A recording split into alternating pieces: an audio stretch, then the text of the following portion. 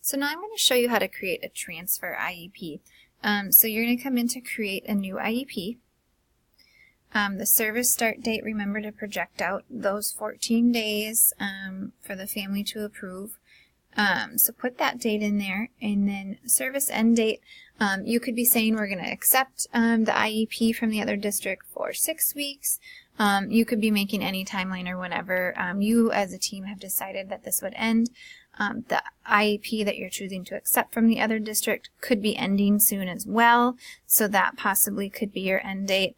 I'm just going to pick a date in the future and say that that's going to be our projected service end date.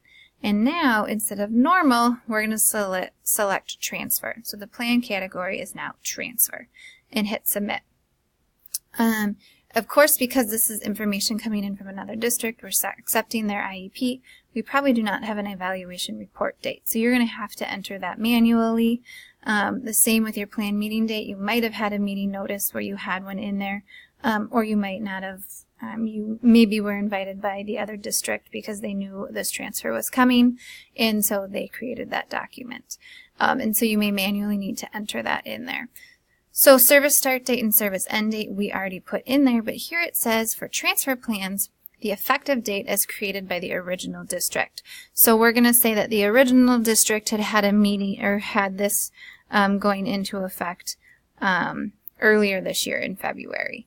And the name of the district, we're going to say that it's an IEP from Anoka Hennepin, and it was a continuing plan. So we're going to hit submit.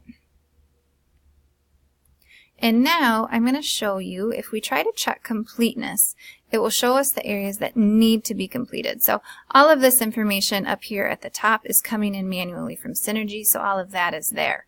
What we need to fill out is the federal setting, the disability, and the service. You can do more than that, but you do not have to. So I highly suggest just looking down. For accuracy, we filled out this page together.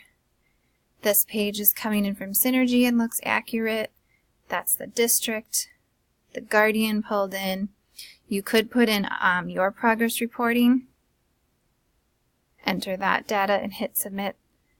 Go to the next one. You do need to put in a federal setting.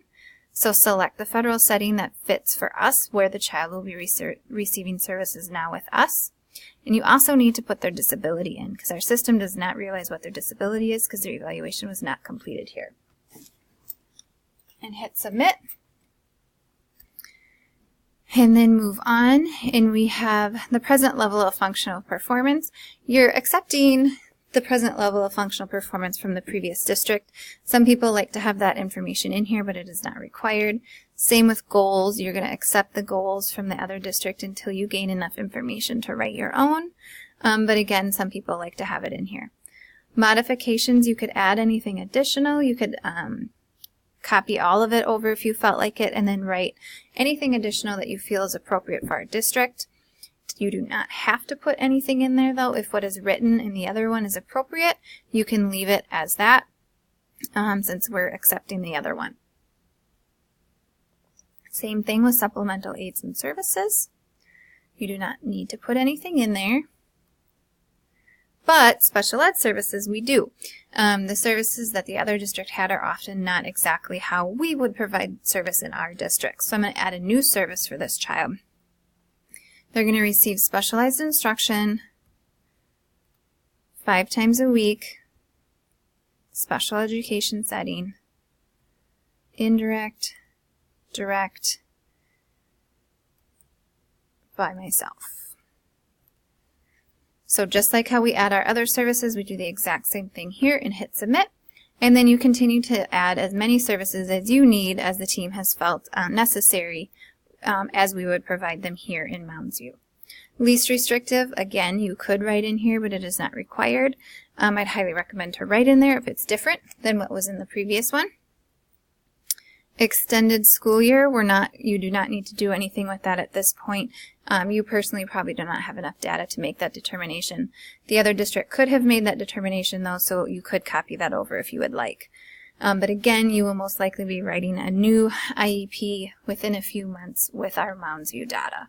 and entirely under Mounds View paperwork. So those are the only areas that you had to complete. Again, you could complete any of the other ones just like I showed you on the basic IEP tutorial.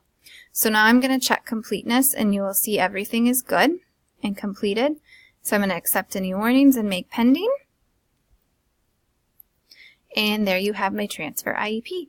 And then you're going to obviously need to write a PWN at the same time. And then when they come back signed from the family, don't forget to put everything into final mode.